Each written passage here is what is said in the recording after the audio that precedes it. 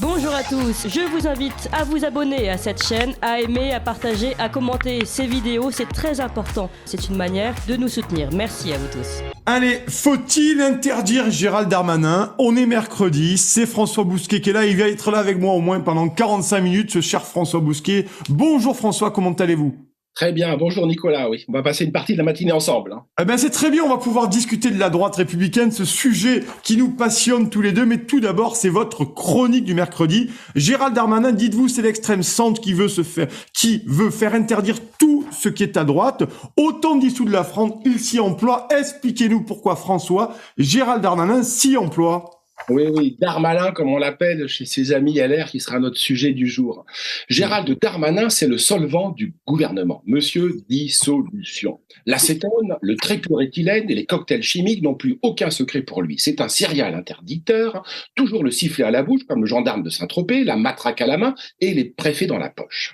Il a la gâchette facile. C'est l'homme qui a interdit et qui dissout plus vite que son ombre. En moins de 3 ans, il a engagé plus de procédures de dissolution, 19 à ce jour, soit 6 de plus que pour les 10 ans de présidents Sarkozy et Hollande réunis.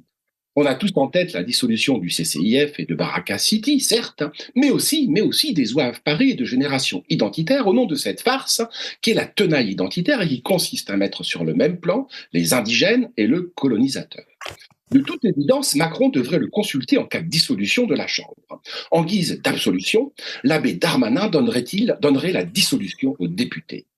Isnogou de chez les ch'tis, il se verrait bien calife à la place du calife. Après tout, la place Beauvau est à moins de 500 mètres du palais de l'Élysée. Au LR, on l'a surnommé Darmalin. Darmanin a une qualité, a dit Christian Jacob. Il est malin. Mais il a un défaut, gros, cela se voit. Au passage, on ignorait que Christian Jacob avait de l'esprit. Qu'importe.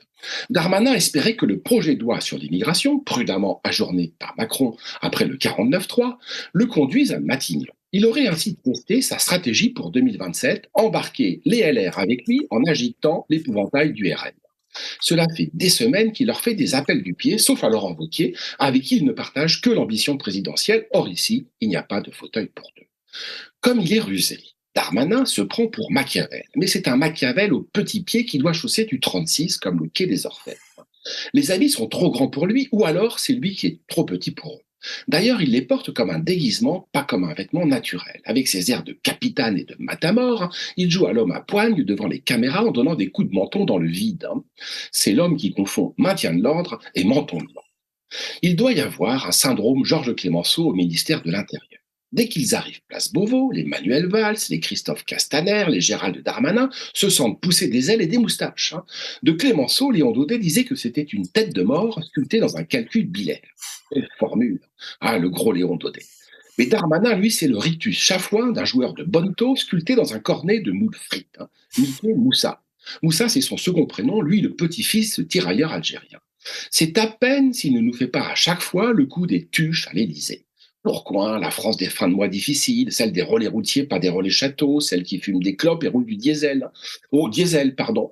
Ce qui ne l'empêche pas, je parle de Darmanin, de fréquenter les meilleurs établissements gastronomiques de la capitale avec des additions à 200 €, sans compter le vin, nous dit-il. C'est Goupil, Darmanin, c'est Goupil le renard. Mais au service du pouvoir, exactement comme son mentor Nicolas Sarkozy. Un rôle à contre-emploi. Les deux sont roublards comme des maquignons, capables de vous refourguer une vache réformée au prix d'un lauréat du concours général agricole. Et c'est d'ailleurs ainsi que Gérald Darmanin voit son bilan à l'intérieur, un tableau XL de la délinquance décoré comme un sapin de Noël. Alors je sais bien qu'un bon ministre de l'Intérieur doit être un bon prestidigitateur. Il sort des effectifs policiers de son chapeau et fait disparaître les voleurs. Tout est truqué, mais le public, bon enfant, en redemande. Pendant ce temps-là, Goupil le renard passe entre les casserolades comme on passe entre les balles et les procédures judiciaires. Touché parfois, jamais coulé. À gauche, on lui reproche d'avoir dit que Marine Le Pen est un peu molle, à droite, de vouloir faire interdire tout ce qui est un peu plus dur qu'elle. Il ne jure que par De Gaulle, mais c'est l'évêque cochon qui veut brûler Jeanne d'Arc et les camelots du roi. Son parcours politique égrène les trahisons successives, mais on ne peut pas lui enlever une chose. À chaque fois, il s'y investit à fond. Toujours plus royaliste que le roi. Cela tombe bien, il a été tour à tour monarchiste, gaulliste, sarkozyste, macronien, un jour pour l'imam Iqiyoussen, le lendemain contre, un jour pour la manif pour tous, le lendemain contre. Ses convictions sont à géométrie variable, c'est le nom qu'il donne à ses ambitions. Mais dans une société d'image, il a un avantage énorme par rapport à Laurent Wauquiez. Il n'a pas une tête de traître. C'est un atout dans son jeu, les pigeons se laissent prendre, il a les dents longues, très longues même, mais on ne les voit pas. Sa mère fait des ménages, on le saura, mais lui saura faire le ménage. Alors on ne va pas faire de Macron et de Darmanin des théoriciens du libéralisme autoritaire, mais ils en sont de fait d'excellents praticiens. Macron détourne la loi sur la sécurité intérieure et la lutte contre le terrorisme pour éloigner les casserolades, on est très loin du terrorisme, lors de ses déplacements, tout comme Gérald Darmanin se sert de la loi contre le séparatisme islamique pour dissoudre des associations politiques. Le libéralisme autoritaire fait partie des oxymores orwelliens qui régissent désormais nos vies. L'oxymore permet de se parer des grandes vertus républicaines tout en les foulant aux pieds. Ce n'est plus que de l'habillage. Bref, sous le marbre des grands principes, les scellés de plomb de la servitude. Merci François pour cette chronique et on se retrouve tout de suite pour la vidéo.